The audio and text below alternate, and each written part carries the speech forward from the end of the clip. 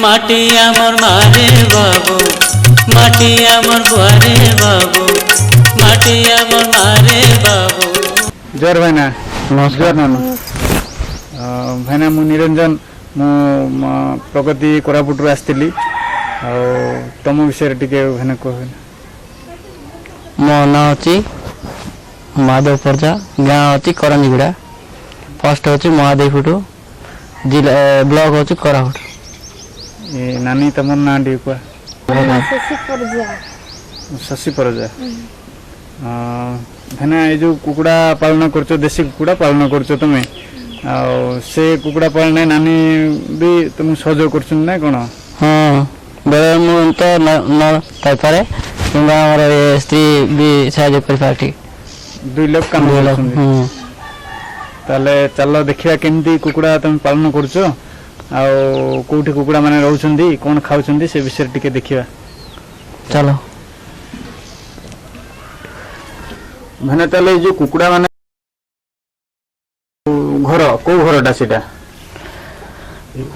कुकुड़ा घर तो मोर एटा तैयार कराई छी तो ए घरटा ताले कुकुड़ा माने रोचंदी एटी रोचंदी तांग पई तैयार हिची तांग पई कुकुड़ा तैयार ए घरे केते कुकुड़ा रोचंदी मिनिमम आगरे तिले 50 टका तिले वर्तमान एबे 30 टका अछंती एबे 30 टका खंड एबे रखा हेले ए जो घर तुम करिचो आर लंबा केते अछि भने लंबा अछि आर 10 फुट अछि ओसार अछि 5 फुट आर ऊंचा केते अछि ऊंचा 3 बाय 5 3 फुट रु 5 फुट ओ इन डाउन ने अछि डाउन ताल केते कुकुड़ा भेना एगरे रहि परिबे 50 टा कुकुड़ा रहि परिबे एगर भने ए जो कुकुड़ा मानकर जो घर करछो ए घर रो ए कांथ हमर काखना माटी रे तैयार हिची तापरे ए तोटा भी माटी रे अछि सीमेंट करिनो तापरे ए ऊपरटा भी पेरी आ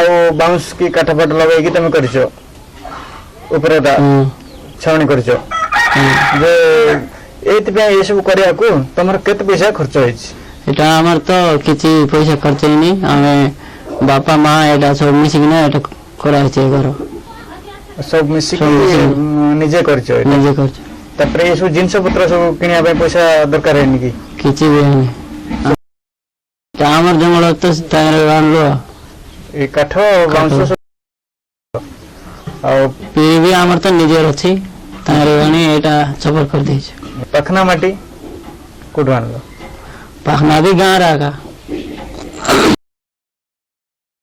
गारो सेतरे सब हो गेला जदि तुमको पैसा दे की करिया पड़थांदा सब जिंस केते पैसा खर्च होइथांदा करा मई 1500 दे एटा कराइथांदा जदि पैसा खर्च करथा होइथांदा हमर गां रे सब जिंस मिल जाउची काई पैसा खर्च निजे खाली टिके परिश्रम कले ए जगह रे कुकुड़ा माने सब पानी पिउछंदी ए माटी हांडी रे हां माटी हांडी रे ए रखाई जे दुईटा आनी से रे पानी पिउछन कुकुड़ा दाउ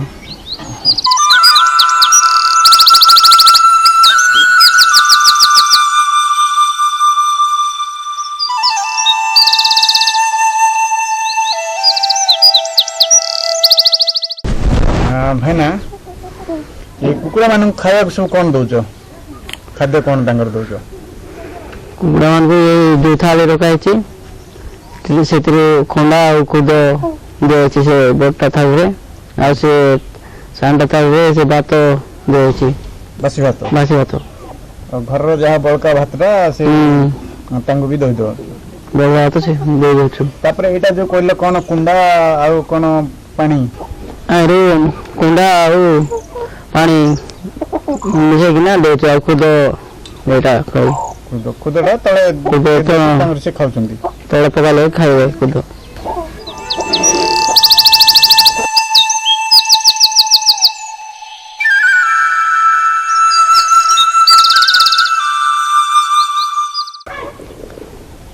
भाना जो खाद्य सब दउछ ए खाद्य पई तमर केते टाका खर्च होछि घरे अगर निजे तार ବାହାରୁ କିଛି ପଇସା ଖର୍ଚ୍ଚ ହେଇନି ନିଜର ଆଦେ ଏସବୁ ଜିନିଷ ସବୁ କିଛି ବାହାରୁ କିଣିନ?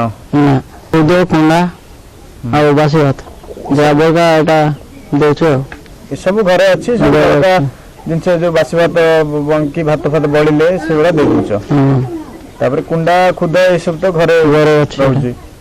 ମାଣ୍ଡିଆ ଖାଉଛନ୍ତି ନାଇଁ କୁକୁଡ଼ା? ମାଣ୍ଡିଆ ବି ଖାଉଛନ୍ତି ମାଣ୍ଡିଆ ବି ଦଉଛ, ତାହେଲେ ଏସବୁ ବାହାରୁ କିଛି କିଣିବାକୁ ପଡୁନି। ବାହାରେ କିଛି କିଣିବାର ପଡୁନି। ମାନେ ଭାଇନା ଅଛନ୍ତି, ଏ ଯୋଉ ମା କୁକୁଡ଼ା କେତେଟା ଅଛନ୍ତି ଆଉ ଗଞ୍ଜା କେତେଟା ଅଛନ୍ତି? ମା କୁକୁଡ଼ା ଅଛନ୍ତି ଗୋଟେ 25ଟା ଖଣ୍ଡେ ଅଛନ୍ତି ଆଉ ସେ ଗଞ୍ଜା କୁକୁଡ଼ା ଅଛନ୍ତି 8ଟା ଖଣ୍ଡେ। ନା ଏ ଯୋଉ ମା କୁକୁଡ଼ା ମାନେ ସବୁ ଅଛନ୍ତି ଏମାନେ ତ ଅଣ୍ଡା ଦଉଥିବେ? ଇଏ ଅଣ୍ଡା ସବୁ କେମିତି ଦଉଛନ୍ତି କୋଉଠି?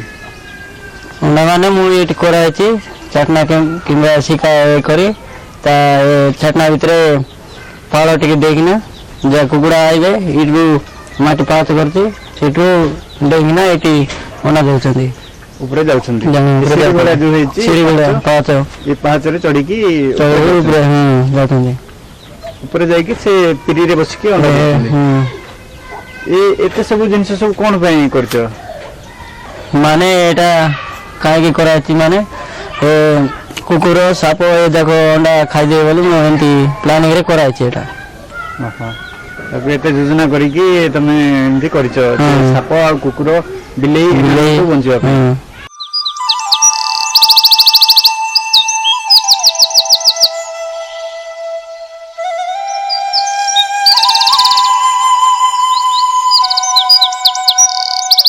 କୁକୁଡ଼ା ତ ଅଣ୍ଡା ଏଇଠି ଦଉଛନ୍ତି ଯେ ଏ ଅଣ୍ଡା କେତେ ଦିନରେ ଛୁଆ ହଉଛି? ମାନେ 21-22 ଦିନ ଏ ଅଣ୍ଡା ପାଇଁ ମା କୁକୁଡ଼ା ସେ ଜାଗାରେ ରହିଯିବେ। ତାପରେ ଛୁଆ ଗରମ କିନା ଏଇଟା ଛୁଆ ଯାକ ହେଇଯିବେ। ବସିଲା ପରେ ସେ 21 ଦିନ ପରେ ଛୁଆ ଫୁଟଉଛି ସେଠି ଗରମରେ ତାକୁ ଗରମରେ ସେ ତାର ଅଣ୍ଡାରେ ରହୁଛି। ଏ ଯୋଉ ଛୁଆ ମାନେ ଯୋଉ ଜନ୍ମ ହେଲା ପରେ ତାକୁ କେମିତି ତାର କଣ ଯତ୍ନ ନେବାକୁ ପଡୁଛି କି? ସେଟା ଯୋଉ ଅଛି ସେ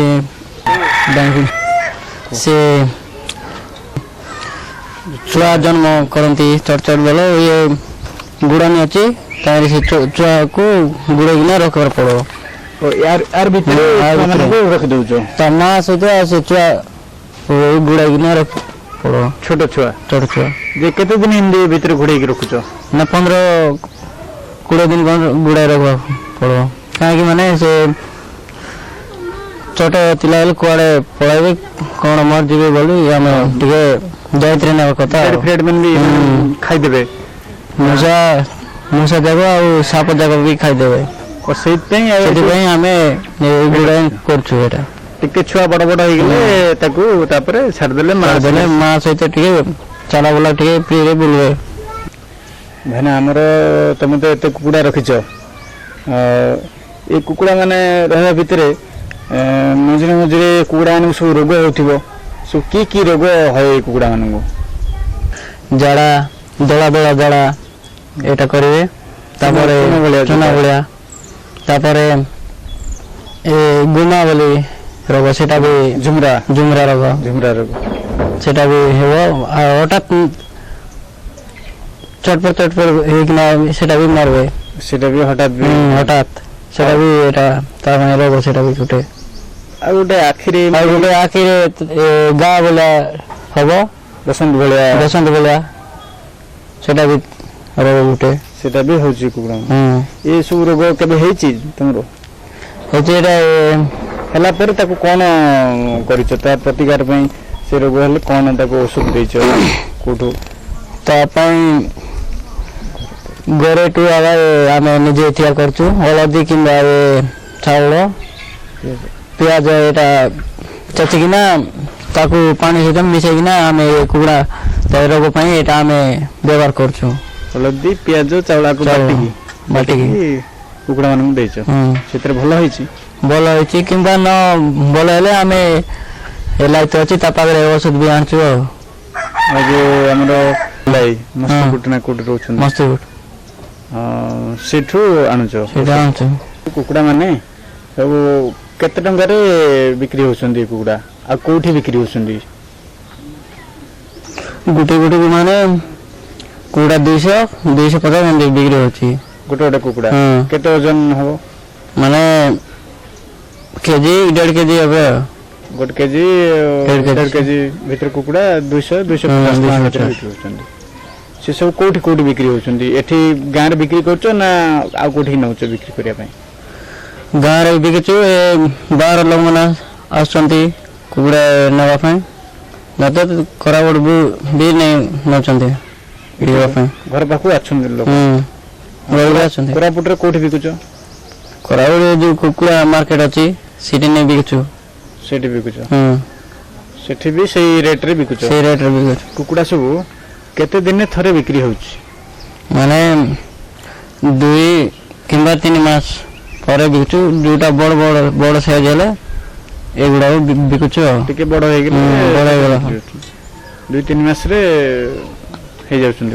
ବର୍ଷକୁ ଭାଇନା କେତେ ଟଙ୍କା ଖଣ୍ଡେ ମିଳିପାରୁଛି କୁକୁଡ଼ା ପାଳନ ଭିତରେ? ବର୍ଷକୁ 7.5-8 ମିଳୁଛି ଆଉ ପଇସା। ଏତିକି ପଇସା? କୁକୁଡ଼ା ଅଣ୍ଡା ଯୋଉ ଦଉଛି ସେ ଅଣ୍ଡାକୁ ତମେ ବିକ୍ରି କରୁଛ ନା ଖାଲି ଛୁଆ କରୁଛ ନା ଆଉ କ'ଣ କରୁଛ? ସେ ଅଣ୍ଡା ଯାକ ଛୁଆ ପାଇଁ ବି କେତେଟା କରାଛି। ଛୁଆ ନ ଦେବା ଆଗରୁ ବି ଏଟା ଆମେ ନିଜେ ଖାଇବା ପାଇଁ ବି ଏଟା ରଖୁଛୁ, କିମ୍ବା ସେତିକି ତ ବି ଏଟା ଖରାପ ହେଇଯିବ ବେଳେ ବେଳେ ବୋଲେ ଆମେ ଖାଉଛୁ କେତେଟା ବି ଘରେ। ବାହାରେ ବିକ୍ରି କରୁଛୁ କି? ବିକ୍ରି ବି କେତେ ସମୟରେ ବିକ୍ରି ବି କରୁଛୁ। କୋଉଠି ବିକ୍ରି କରୁଛ ସେଇଟା? ହଠାତ୍ ଏମିତି ଗାଁରେ ବି ଯେ ଆଇଲେ ସେ ତାକୁ ଦରକାର ପଡ଼ିଲେ ସେ ବି ଆସନ୍ତି କିଏ, ନଚେତ ଆମେ କୋରାପୁଟ ବି ନେଇ ବିକୁଛୁ ବଜାର। ଅଣ୍ଡା ଗୋଟେ କେତେ ଟଙ୍କା ବିକୁଛ? ଅଣ୍ଡା ଗୋଟେକୁ 3 ଟଙ୍କା ବିକୁଛୁ ଆଉ। ଏମିତି କୁକୁଡ଼ା ପାଳନ ହୁଏ ନା, ତମେ କେତେ ବର୍ଷ ହେଲାଣି କରୁଛ? ଏଟା ତ ଆମର ଆଗେଠୁ ଚାଲିଛି, ଆମ ବାପା ମା ବି ଆଗେଠୁ ଏଟା ଚଲାଉଛୁ। ତାପରେ ମୁଁ ବି ବଡ଼ ହେଲା ପରେ ଏଟା 10-12 ବର୍ଷ ଲାଗୁ ଚାଲିଛି। କାହାଠୁ ଏଇ ଜିନିଷ ଶିଖିଲ କରିବା ଦେଖିକି? କୋଉଠୁ କରୁଛ ନା ନାଇଁ ତମ ମନକୁ ଏମିତି କରୁଛ? ସେଟା ମାନେ କାହାର ଆମେ ଶିଖିବା କଥା ନା, ଆମେ ନିଜେ ଏଟା ବର୍ତ୍ତମାନ କରୁଛୁ ଆଉ। ଆଗ୍ରହ ଥିଲା ଏମିତି? ଆଗ୍ରହ ଥିଲା ପାଇଁ। ପ୍ରଥମେ ଯେତେବେଳେ କୁକୁଡ଼ା ରଖିଲ ହେ ନା, କେତେଟା କୁକୁଡ଼ା ରଖିଥିଲ? ପ୍ରଥମେ ଆମେ 3ଟା ରଖିଥିଲୁ, 2ଟା ମାଇ କୁକୁଡ଼ା ଆଉ ଗଞ୍ଜା ଗୋଟେ। ତାହିଁରୁ ଚାଲିଛି ଆଉ ବଢି ଚାଲୁଛନ୍ତି, ବିକ୍ରି ବି ହଉଛି ଧୀରେ ଧୀରେ ଏମିତି ଚାଲିଛି। ତୁମେ ତ ଭାଇନା ଏତେ ସୁନ୍ଦର ଭାବରେ କୁକୁଡ଼ା ପାଳନ କରୁଛ, ଏତେ ବର୍ଷ ହେଲାଣି ବି କଲଣି, ଆଉ 2 ପଇସା ଲାଭ ବି ପାଇପାରୁଛ। ଯେ ଆମର ଗାଁ ମାନଙ୍କରେ ଯୋଉ ଭାଇ ଭଉଣୀ ମାନେ ସବୁ ଅଛନ୍ତି ସେମାନଙ୍କୁ କିଛି ସୂଚନା ଦେବ କି? ଗାଁର ଭାଇ ଭଉଣୀ ମାନଙ୍କୁ ସୂଚନା ଦେବାକୁ ଚାହୁଁଛି। କିନ୍ତୁ ମୁଁ ପାଖ ଗାଁର ଆଣିଥିଲି 2ଟା କୁକୁଡ଼ା, ମାଇ କୁକୁଡ଼ା ଆଉ ଗୋଟିଏ ଗଞ୍ଜା କୁକୁଡ଼ା, 3ଟା ଆଣିଥିଲି। ତାପରେ କୁକୁଡ଼ା ଯାକ ବଡ଼ ଯୋଉଟା ବିକ୍ରି କରୁଛୁ ସେ ଯାକ ତ ସରିଲାଣି, ଆଉ ଅଛନ୍ତି। ଅଣ୍ଡା ବି ବିକୁଛୁ, କିମ୍ବା ଛୁଆ ପାଇଁ ବି କେତେଟା ଅଣ୍ଡା ରଖୁଛୁ। ତାପରେ 30ଟା ଖଣ୍ଡେ କୁକୁଡ଼ା ଅଛନ୍ତି ଏବେ, ଯାହା ବଳକା ତ ବିକି ସରିଲୁଣି। ତାପରେ ହଠାତ୍ ଯେ ଘରର ଫ୍ୟାମିଲି ବା ବାପା ମାଆକୁ ମେଡ଼ିକାଲ ଯଦି ନେବା ପାଇଁ, ତାଙ୍କ ପାଇଁ ବି କୁକୁଡ଼ା ବି ଥିଲେ ଆମେ କୁକୁଡ଼ା ବିକିକିନା ମେଡ଼ିକାଲ ଏମିତି ପଇସା ଏଇଟା ଖର୍ଚ୍ଚ ପାଇଁ, ଔଷଧ ବି ଯୋଉଟା ବି ଏଇଟା ଆମେ କରିବା ପାଇଁ ରେଡ଼ି ଅଛୁ ଭଲ କଥା। ଦେଶୀ କୁକୁଡ଼ା ମୁଁ କରିବା ଯୋଗୁଁ ମୁଁ ଟିକେ ଆଗ୍ରହ ହେଲି। ତାପରେ ପଇସା ବି ମିଳୁଛି 2 ପଇସା। ଏଥିପାଇଁ ପଇସା ବେଶୀ ଦରକାର ନାହିଁ କୁକୁଡ଼ା ପାଇଁ, ଦେଶୀ କୁକୁଡ଼ା ପାଇଁ। ଘରେ ଯାହା ଅଛି ମୁଁ ଏଇଟା ବ୍ୟବହାର କରୁଛି। କରଞ୍ଜିଗୁଡ଼ାର ମାଧବ ଭାଇନା ବହୁତ ସୁନ୍ଦର ଭାବରେ ତାଙ୍କର କେମିତି କୁକୁଡ଼ା ପାଳନ କରୁଛନ୍ତି ସେ ବିଷୟ ଆମକୁ ଟିକେ ନେଇକି ଦେଖାଇଲେ ଏବଂ ସେ ବିଷୟରେ ବି ବୁଝାଇଲେ। ଏଥର ଏଇ ମାଧବ ଭାଇନାଙ୍କର କୁକୁଡ଼ା ଚାଷକୁ ଦେଖି ଆମେ ସବୁ ଗାଁରେ ମଧ୍ୟ କୁକୁଡ଼ା ପାଳନ କରିପାରିବା। ତାଙ୍କର କୋଉଭଳି ଭାବରେ କୁକୁଡ଼ା ରଖିବା ଲାଗି ତାଙ୍କର ଅସୁବିଧା ମଧ୍ୟ ଦୂର ହୋଇପାରୁଛି। ଅସମୟରେ ତାଙ୍କ ପଇସା ଦରକାର ସମୟରେ ଘରେ କୁକୁଡ଼ା ଥିଲେ ବହୁତ ସାହସ। ତେଣୁକରି ମାଧବ ଭାଇନା ଏତେ ଗୁଡ଼ିଏ ଆମକୁ ତଥ୍ୟ ଜଣାଇଥିବାରୁ ଆମେ ମାଧବ ଭାଇନାଙ୍କୁ ବହୁତ ବହୁତ ଧନ୍ୟବାଦ ଦେଉଛୁ। ଭାଇନା ନମସ୍କାର।